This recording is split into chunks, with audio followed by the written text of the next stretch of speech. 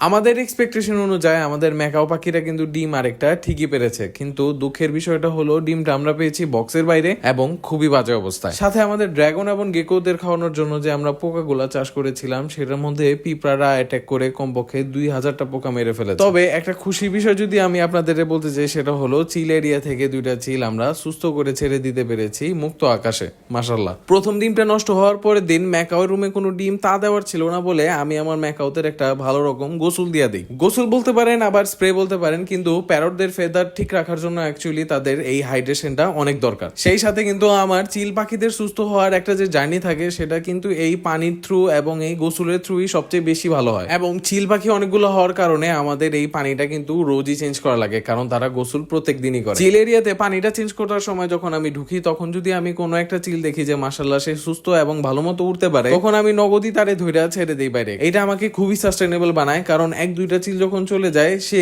আবার নতুন করে কোনো অসুস্থ চিলের জন্য জায়গা তৈরি করে ফেলে আমার এখানে। আমার আসলে উচিত ছিল চিল পাখিদের ছাড়ার পরপরই জালালি কবুতরদের খাবার দিয়ে দেওয়া, কিন্তু সেবাস্টিয়ান এবং রিস্টে ছাড়ার পরপরই আমি অ্যাকচুয়ালি তাদের সাথে খেলায় এতটুকু মুগ্ধ হয়ে যাই যে আমি জালালি কবুতরদের খাবার দিতেই ভুলে যাই। তাই লেট হয়ে গেলেও হঠাৎ মনে পড়ার সাথে সাথেই আমি জালালি কবুতরদের ডাক দিয়ে পুরা টিনের মধ্যে ভরপুর খাবার বিছিয়ে দিই, কারণ মনে হইলো যে তাদের ক্ষুধাটা আজকে বেশি থাকার কথা। লাস্ট ব্লগে হয়তো আপনারা দেখেছিলেন আমার ট্যারেন্টুলাকে খুঁজতে যে আমি আমার রেপ্টাইল রুমের যে অনেকগুলো সেটআপ আছে সেগুলোরে পুরো উল্টায় ফেলি, এবং এটা অনেকগুলা কাজ হইলেও ব্লেসিং ইন ডিসগাইজ ছিল, কারণ এটা থেকে আমার শুরু হয় অ্যাকচুয়ালি এই রুমের ভিতরে অন্য এবং নতুন সেটআপ দেওয়ার একটা জার্নি, যেটা আপনারা পরবর্তী ব্লগগুলোতে অবশ্যই দেখতে পাবেন এবং আশা করি অনেকই ভালো লাগবে আপনাদের। আমার ইগুয়ানা মাস্তানকে আউটডোর সেটআপে দেওয়ার আগ পর্যন্ত ভিতরে একটা টেম্পোরারি সেটআপে দেই, যেটার মধ্যে তাকে খুবই সুন্দর লাগছিল মাশাআল্লাহ। প্রতি মাসে আমার ড্রাগন এবং গেকোদের খাওয়ানোর জন্য আমার একটা খরচ হয় কমপক্ষে 5000 টাকা, এবং এটা শুধুই যায় হচ্ছে পোকাদের পিছে। 3 মাস আগে কিছু ক্রিকেট দিয়ে একটা কার্গো বক্সের মধ্যে আমি শুরু করি এই ক্রিকেট ফার্মটা, এবং মাশাআল্লাহ এই একটা কার্গো থেকে বৃদ্ধি পায় 3টা কার্গো, মানে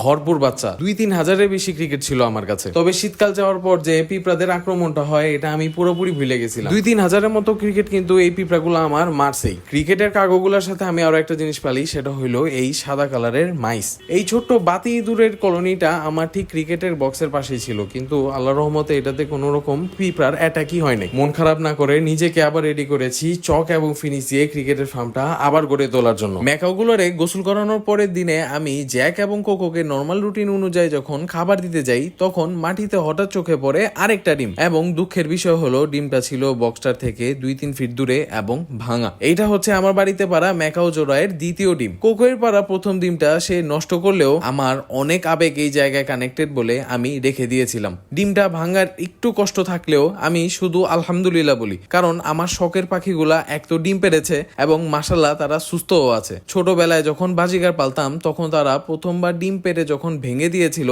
আমি প্রচুর কষ্ট পেয়েছিলাম। তবে আস্তে আস্তে যখন অন্যান্য পাখির ব্রিডিং করিয়েছি তখন বুঝতে পেরেছিলাম যে ফার্স্ট টাইমার প্যারেন্টস এবং ইনএক্সপিরিয়েন্স পেয়ারদের এমন ইস্যু হওয়াটা পুরাই স্বাভাবিক। জ্যাক এবং কোকো আমাদের এই ছাদ এবং আমাকে তাদের নিজের করে এখানে সংসার করতে চাচ্ছে, এটা আমার জন্য অনেক বড় একটা পাওয়া। আশা রাখি পরের ডিম যদি কোকো পারে সেটা বক্সে পারবে। আশা রাখি পরের ডিম যদি কোকো পারে সেটা বক্সে পাবো, কারণ এই ডিম 2টা ফেলে দেওয়ার পর এবং তার ব্রিডিং বাড়ায় দেওয়ার পর মোটামুটি সারাদিনই বক্সে ছিল কোকো। যাই হোক না কেন, আমি আপনাদের এই লং ভিডিওস গুলার মাধ্যমে আমার পাখির সব আপডেট গুলা দিতে থাকবো ইনশাল্লাহ। বিড়ালদের এই বাগানওয়ালা রুমে ঢুকলে তাদের থেকে একটু পাত্তা পাওয়ার জন্য আমি সাথে ট্রিট নিয়ে ঢুকি, আর এমন একটা জিনিস নিয়ে আসি যেটা দেখলে ওরা আমাকে আর ছাড়েই না। ওয়াইএমপি এর এই হেলদি ট্রিটটা হচ্ছে মিট পেস্ট। টুনা, চিকেন এবং ক্যারট দিয়ে বানানো এই ট্রিটটার প্যাকেজিংটাই হচ্ছে এটার বেস্ট ফিচার। ট্রিট যেহেতু বেশি পরিমাণে দেওয়া আমি উচিত মনে করি না বিড়ালদের, তাই আমার পরিমাণ মতো ট্রিটটা খাওয়ানোর পর সুন্দর এই বোতলের ক্যাপটা লাগিয়ে আমি রেখে দিতে পারি তাদের